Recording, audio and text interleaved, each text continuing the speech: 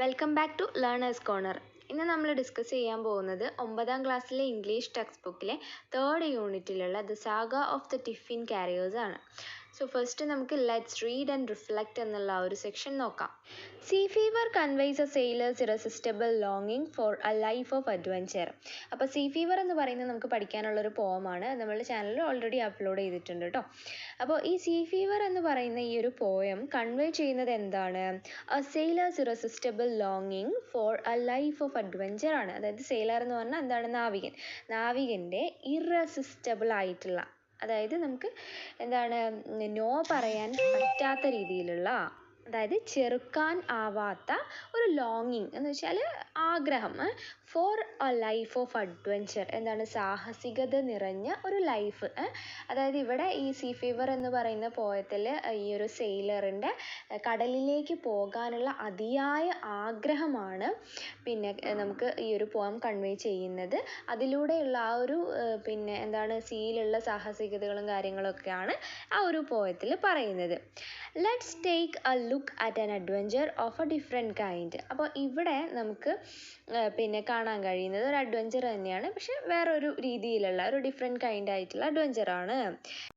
The challenging task of delivering food every day to almost 2 lakh people in the heart of a bustling megalopolis. അതായത് ഒരു challenging task ആണ് എന്ത്? Delivering food deliver ചെയ്യുക എന്നുള്ളത് ഒരു challenging ആയിട്ടുള്ള task ആണ്. എന്തുകൊണ്ടാണെന്ന് വെച്ചാൽ every day to almost 2 lakh people in the heart of bustling megalopolis. അതായത് ഏകദേശം 2 ലക്ഷം ആളുകൾക്ക് ഈ ഒരു ഫുഡ് ഡെലിവറി ചെയ്യണം. എവിടെയാണ് ഡെലിവറി ചെയ്യേണ്ടത്? In the heart of a bustling megalopolis. Megalopolis എന്ന് പറഞ്ഞിട്ടുണ്ടെങ്കിൽ വളരെ വലിയ നഗരം, മഹാനഗരം എന്നുള്ളതാണ് മീനിങ്. അപ്പോൾ അവിടെ എന്താണ്? കൂടുതൽ ജനസംഖ്യ കൂടുതലായിരിക്കും മെഗലോപോളിസിൽ. വലിയ നഗരമാകുമ്പോൾ അവിടെ ആൾക്കാർ തിങ്ങിപ്പാർക്കുന്നത് കൂടുതലായിരിക്കും. ബസ്ലിംഗ് എന്ന് പറഞ്ഞാൽ തിക്കും തിരക്കുമാണ് ഉദ്ദേശിക്കുന്നത്. അപ്പോൾ മെഗലോപോളിസ് പോലുള്ള ഒരു സിറ്റി, അതായത് വലിയ മഹാനഗരത്തിൽ എന്തായാലും തിക്കും തിരക്കും ഉണ്ടാവുമല്ലോ. അപ്പം അങ്ങനെ തിക്കും തിരക്കുമുള്ള സിറ്റിയുടെ ഹൃദയഭാഗത്ത്, അതായത് കൂടുതൽ ആൾക്കാരുള്ള സ്ഥലത്താണ് എന്ത് ചെയ്യേണ്ടത്? ഈ ഫുഡ് ഡെലിവറി ചെയ്യേണ്ടത്. ഏകദേശം എത്ര ആൾക്കാർക്ക്? 2 lakh, 2 ലക്ഷത്തോളം ആൾക്കാർക്കാണ് ഫുഡ് ഡെലിവറി ചെയ്യേണ്ടത്. അതെന്തായാലും ഓഫ് കോഴ്സ് ഒരു ചലഞ്ചിങ് ടാസ്ക് ആയിരിക്കും അല്ലേ? ദിവസമാണ്, ഡെയിലി ഫുഡ് ഡെലിവറി ചെയ്യണം 2 ലക്ഷം ആൾക്കാർക്ക്, മാസത്തിലോ ആഴ്ചയിലോ അല്ല. അപ്പം എന്തായാലും എന്താണ്? അതൊരു ചലഞ്ചിങ് ടാസ്ക് തന്നെയാണ് അല്ലേ? Only meticulous planning and operational precision could have made this possible. അപ്പോൾ ഈ ഒരു കാര്യം പോസിബിൾ ആവണമെങ്കിൽ, നടക്കണമെങ്കിൽ എന്ത് ചെയ്യണം? ഓൺലി മെറ്റിക്കുലസ് പ്ലാനിങ്, അതായത് എന്താണ് വളരെ സൂക്ഷ്മമായിട്ടുള്ള ഒരു പ്ലാനിങ് ഉണ്ടായിരിക്കണം. ഇത്ര സമയത്ത് ഇന്ന ആൾക്കാർക്കൊക്കെ ഇത്ര ആൾക്കാർക്ക് ഫുഡ് ഡെലിവറി ചെയ്യണം എന്നൊക്കെയുള്ള കറക്റ്റായിട്ടുള്ള ഒരു സൂക്ഷ്മമായിട്ടുള്ള ഒരു പ്ലാനിങ് ഉണ്ടായിരിക്കണം. അല്ലെങ്കിൽ ഈ ഇത്രയും 2 ലക്ഷം ആൾക്കാർക്ക് നമുക്ക് ഫുഡ് ഡെലിവറി ചെയ്യാൻ പറ്റുമോ? ഇല്ല. And operational precision could have made this possible. അതുപോലെ കൃത്യത, കറക്റ്റ് ടൈമിൽ എത്തിച്ചു കൊടുക്കുക, അതും could have made this possible. എങ്കിൽ മാത്രമേ എന്താണ് ഈ ഒരു കാര്യം ഇത്രയും ആൾക്കാർക്ക് 2 ലക്ഷം ആൾക്കാർക്ക് പെർ ഡേ ഫുഡ് ഡെലിവറി ചെയ്യുക എന്നുള്ളത് പോസിബിൾ ആവൂ എന്നാണ് പറയുന്നത്. This is the unique and enduring saga of the dabbawalas. അപ്പം ഇതെന്ന് പറയുന്നത് ഒരു യുണീക്ക്, അതായത് അതുല്യമായ, സമാനതകളില്ലാത്ത, എൻഡ്യൂറിങ് എന്ന് പറഞ്ഞിട്ടുണ്ടെങ്കിൽ നശിക്കാത്ത, നിലനിൽക്കുന്ന, സാഗ എന്ന് പറഞ്ഞിട്ടുണ്ടെങ്കിൽ വീരകഥകളുണ്ടല്ലോ, അതിനാണ് നമ്മൾ സാഗ എന്ന് പറയാം.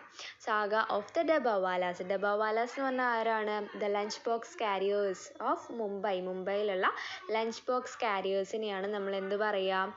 ഡബ്ബാവാലാസ്. ഹിന്ദിയാണ് കേട്ടോ അത്, ഡബ്ബാവാലാസ് എന്ന് പറയാം. അപ്പോൾ എന്താണ് ഇവിടെ പറയുന്നത്? യുണീക്കായിട്ടുള്ള, അതുല്യമായിട്ടുള്ള, എന്നെന്നും നിലനിൽക്കുന്ന ഡബ്ബാവാലാസിൻ്റെ വീരകഥകൾ അതാണ് ഇവിടെ പറയുന്നത്. അപ്പോൾ നമുക്ക് നോക്കാം. The saga of the tiffin carriers. Saga എന്ന് പറഞ്ഞിട്ടുണ്ടെങ്കിൽ വീരകഥകൾ, വിജയകഥകളൊക്കെ. Of the tiffin carriers. Tiffin carriers എന്ന് പറഞ്ഞിട്ടുണ്ടെങ്കിൽ ഈ വീടുകളിലേക്കും അതുപോലെ ഓഫീസുകളിലേക്കും ജോലി ചെയ്യുന്ന സ്ഥലങ്ങളിലേക്കൊക്കെ ആളുകൾക്ക് ടിഫിൻ, അതായത് ഇവിടെ ഉദ്ദേശിക്കുന്നത് ആഹാരം എത്തിക്കുന്ന ആളുകളെയാണ് നമ്മൾ എന്ത് പറയുന്നത്? ടിഫിൻ കാരിയേഴ്സ് എന്ന് പറയുന്നത്. ഇത് ഡബ്ബാവാലാസ് എന്ന് താഴെ ബ്രാക്കറ്റിൽ കൊടുത്തിട്ടുണ്ട്, അത് ഹിന്ദിയാണ് കേട്ടോ. ഡബ്ബാവാലാസ് അവരെയാണ് നമ്മൾ എന്ത് പറയുക? ടിഫിൻ കാരിയേഴ്സ് എന്ന് പറയാം. ഹ്യൂ ആൻഡ് കോളൻ ഗാൻസർ ഇവർ ഇന്ത്യൻ ദമ്പതിമാരാണ്. ഇവരാണ് the saga of the tiffin carriers എഴുതിയിട്ടുള്ളത്. അതുമാത്രമല്ല ഇവർ ഒരുപാട് യാത്രകൾ നടത്തുകയും അതിൻ്റെ ഭാഗമായിട്ട് ഒരുപാട് എക്സ്പീരിയൻസസ് ലഭിക്കുകയും പിന്നെ ഇവർ കാണുന്ന കാഴ്ചകളും അനുഭവങ്ങളും ഒക്കെ അവർ വ്യത്യസ്തങ്ങളായിട്ടുള്ള ലേഖനങ്ങളായിട്ട് പ്രസിദ്ധീകരിച്ചിട്ടുമുണ്ട്. സോ നമുക്കിനി the saga of the tiffin കാരിയേഴ്സിലേക്ക് പോകാം. They are unique to Mumbai. They എന്നിവിടെ ഉദ്ദേശിക്കുന്നത് ആരെയാണ്? ടിഫിൻ കാരിയേഴ്സിനെ. അവർ യുണീക്കാണ്, അതുല്യമാണ്, സമാനതകളില്ലാത്തവരാണ്. ആർക്ക്? ഈ ഒരു മുംബൈ നഗരത്തിന് എന്നാണ് പറയുന്നത്. No other city in the world has them. ഈ ഒരു വേൾഡിൽ, ഈ ഒരു ലോകത്തിൽ വേറെ ഒരു സിറ്റിയിലും നമുക്ക് ഈ ഒരു ഡബ്ബാവാലാസിനെ, ടിഫിൻ കാരിയേഴ്സിനെ കാണാൻ കഴിയില്ല. അവർ എവിടെ മാത്രമേ ഉള്ളൂ? മുംബൈയിൽ മാത്രമേ ഉള്ളൂ. Because no other city has the special characteristics of this booming. Because no other city has the special characteristics of this booming. അപ്പോൾ കാരണം no other city has the special characteristics. വേറൊരു സിറ്റിക്കും ഇത്ര പ്രത്യേകമായ സവിശേഷതകളില്ല ഈ ഒരു വളർച്ചയുടെ കാര്യത്തിൽ. ഓഫ് ബൂമിങ് എന്നാണ് പറഞ്ഞിട്ടുള്ളത്. ബൂമിങ് എന്ന് പറഞ്ഞാൽ വളർച്ച. ഇത്ര കണ്ട് വളർച്ചയുള്ള സ്പെഷ്യൽ ക്യാരക്ടറിസ്റ്റിക്സ് ഉള്ള വേറൊരു സിറ്റിയും ഇല്ല, നമുക്ക് കാണാൻ കഴിയില്ല എന്നാണ് പറയുന്നത്. ബസ്ലിംഗ് എന്ന് പറഞ്ഞാൽ തിക്കും തിരക്കും. നമ്മൾ നേരത്തെ പറഞ്ഞു മെഗലോപോളിസ് അല്ലേ? മെഗലോപോളിസ് എന്ന് പറഞ്ഞാൽ മഹാനഗരം. മുംബൈ ഒരു മഹാനഗരമാണ്. അപ്പം അവിടെ എന്തായാലും തീർച്ചയായിട്ടും എന്തുണ്ടാവും? തിരക്കുണ്ടാവും അല്ലേ? ആണ് ബിഗ് ആപ്പിൾ ഓഫ് ഇന്ത്യ. അപ്പോൾ ഇന്ത്യയുടെ ബിഗ് ആപ്പിൾ എന്നാണ് ഈ ഒരു മുംബൈ സിറ്റീനെ പറയുന്നത്. ന്യൂയോർക്കിനെയാണ് ബിഗ് ആപ്പിൾ എന്ന് വിശേഷിപ്പിക്കാറ്. സോ ഇവിടെ ന്യൂയോർക്കിൻ്റെ എല്ലാ സവിശേഷതകളും സമാനതകളും ഈ ഒരു മുംബൈ സിറ്റിക്കുണ്ട്. So that big apple of India, ഇന്ത്യയുടെ ബിഗ് ആപ്പിളായിട്ടാണ് ഈ ഒരു മഹാനഗരമായിട്ടുള്ള മുംബൈനെ കാണുന്നത് എന്നാണ് പറയുന്നത്. For one thing, skyrocketing land prices make it virtually impossible for the average employee to live near their place of work anywhere in Mumbai. അപ്പോൾ for one thing, ഒരു കാരണം പറയാണ്. എന്തിനുള്ള കാരണമാണ്? Skyrocketing land prices make it virtually impossible for the average employee to live near their place of work anywhere in Mumbai. അതായത് skyrocketing എന്ന് പറഞ്ഞാൽ കുതിച്ചുയരുന്ന, land price ഭൂമിയുടെ വില, make it virtually impossible. Virtually means തൽഫലമായി. Impossible for the average employee to live near their place of work. ഒരു സാധാരണക്കാരനായ എംപ്ലോയിക്ക് അവൻ work ചെയ്യുന്ന സ്ഥലത്തിനടുത്തായിട്ട് ജീവിക്കാനുള്ള സാഹചര്യം എന്താവുകയാണ്? ഇമ്പോസിബിൾ ആണ്. അത് അവർക്ക് ചെയ്യാൻ കഴിയാതെ വരികയാണ്. എനിവർ ഇൻ മുംബൈ, മുംബൈയിൽ എവിടെയും. അതായത് എന്താ പറയുന്നത്? ഈ കുതിച്ചുയരുന്ന ലാൻഡ് പ്രൈസസിൻ്റെ, അതായത് ഭൂമിയുടെ വില അധികമാകുന്നതിനനുസരിച്ച് സാധാരണക്കാരനായിട്ടുള്ള ഒരു എംപ്ലോയിക്ക് അവർ വർക്ക് ചെയ്യുന്ന സ്ഥലത്തിനടുത്തായിട്ട് ജീവിക്കുക എന്നുള്ളത് ഇമ്പോസിബിൾ ആയിട്ടുള്ള ഒരു കാര്യമാണ്.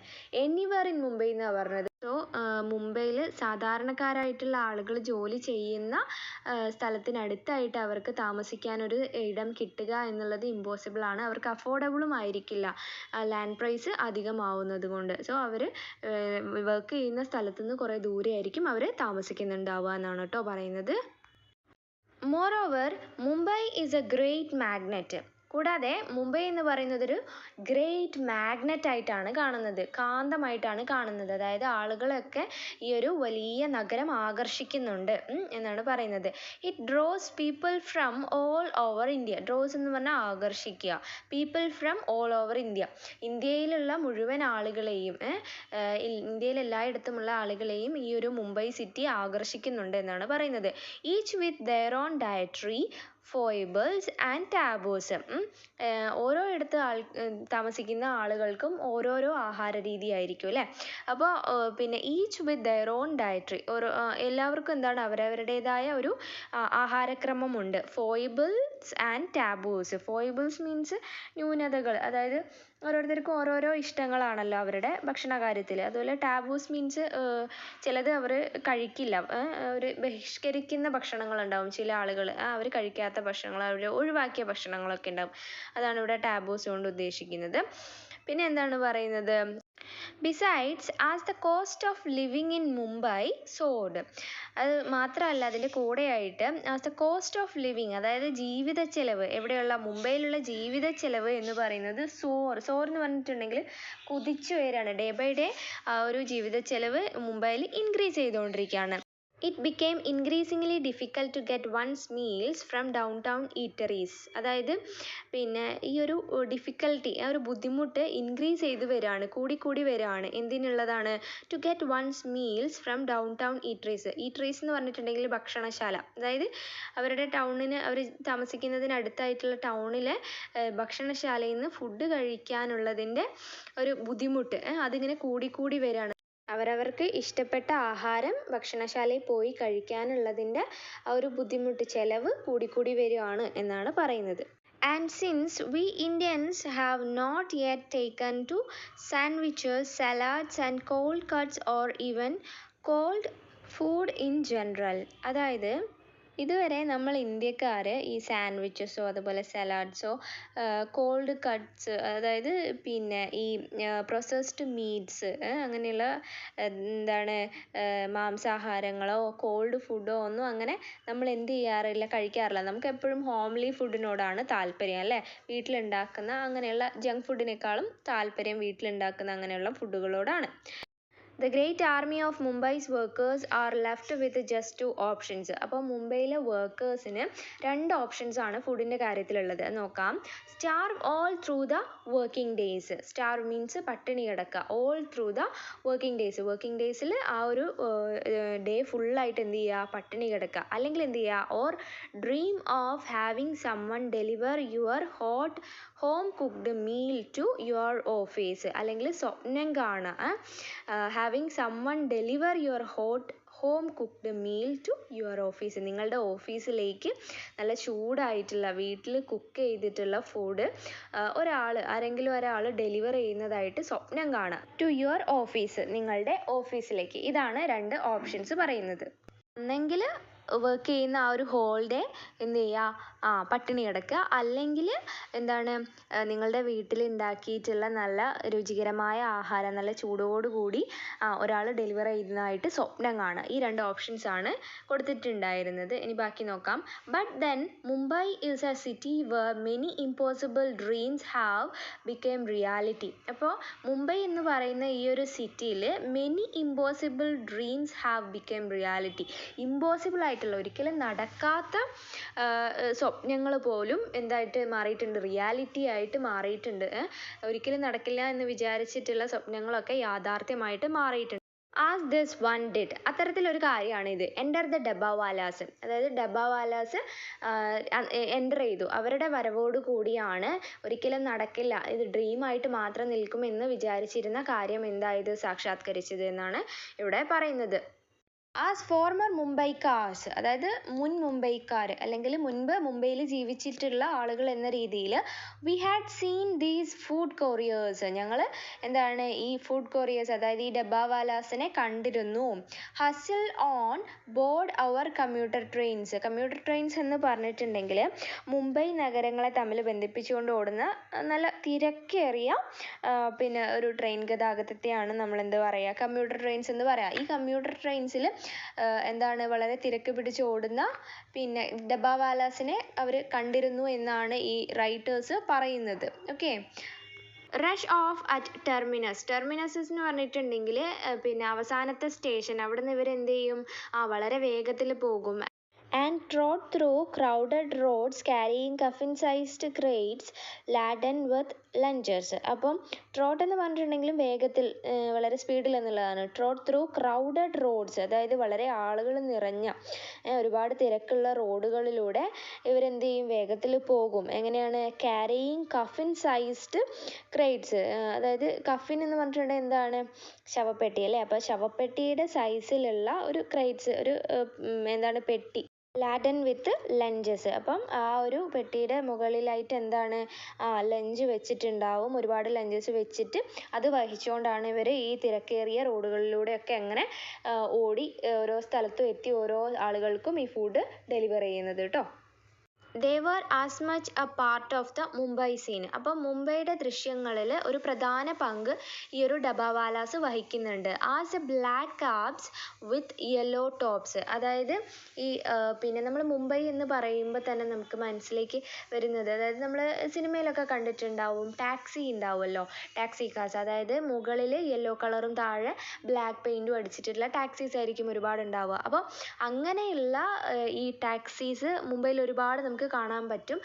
ആ ഒരു ദൃശ്യം പോലെ തന്നെ എന്താണ് ഈ ഡബ്ബാവാലാസിനെയും നമുക്ക് ഒരുപാട് എവിടെ കാണാൻ കഴിയും, മുംബൈയിൽ കാണാൻ കഴിയും. In the year 1819.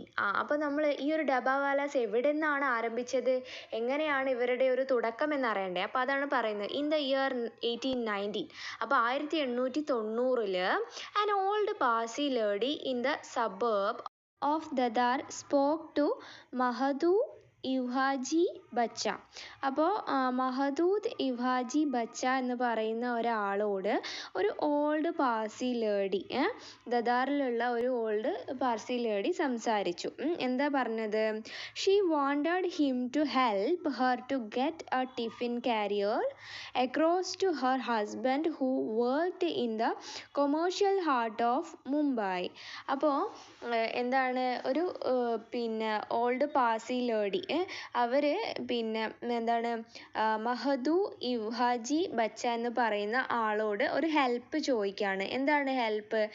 ഈ ഒരു ലേഡീൻ്റെ ഹസ്ബൻഡിന് അവർ വർക്ക് ചെയ്യുന്ന സ്ഥലത്ത് ഒരു ടിഫിൻ കൊണ്ടു കൊടുക്കണം. അപ്പം അതിനൊരു ടിഫിൻ കാരിയറിന് ആവശ്യമുണ്ട്. സോ മഹദൂ ഇവാജി ബച്ചനോട് ഈ ഒരു പാസി ലേഡി ചോദിക്കുകയാണ് തൻ്റെ ഹസ്ബൻഡിന് ഈ ഒരു ടിഫിൻ ഒന്ന് കൊണ്ടു കൊടുക്കാൻ പറ്റുമോ എന്നുള്ളത്. അവർ വർക്ക് ചെയ്യുന്നത് എവിടെയാണ്?